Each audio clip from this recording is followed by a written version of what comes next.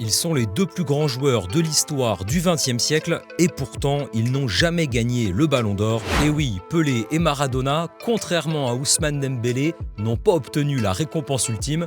Mais pourquoi une telle anomalie? On vous explique ça.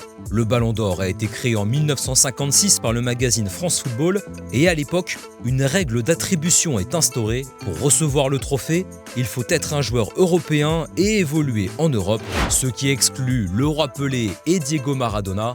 Il faut attendre 1995 pour que le règlement change. À partir de cette date, il suffit de jouer dans un club européen pour être éligible au Ballon d'Or, peu importe sa nationalité. Cela permet au Libérien George Weah de devenir le premier Africain à gagner cette récompense. Et c'est seulement en 2007 que le prix est décerné sans distinction de nationalité ou de club. Mais c'est bien sûr trop tard pour Pelé et Maradona.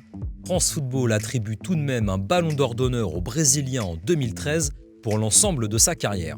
Et Maradona alors, eh bien lui aussi en a reçu un, mais pendant qu'il jouait encore. L'histoire est méconnue, mais en 1986, après une Coupe du Monde remportée avec l'Argentine, le Pibe de Oro est sans conteste le meilleur joueur du monde. Igor Belanov, star de l'URSS et du Dynamo Kiev, remporte le Ballon d'Or et Maradona reçoit de son côté un Ballon d'Or non officiel de la part de France Football en partenariat avec Adidas.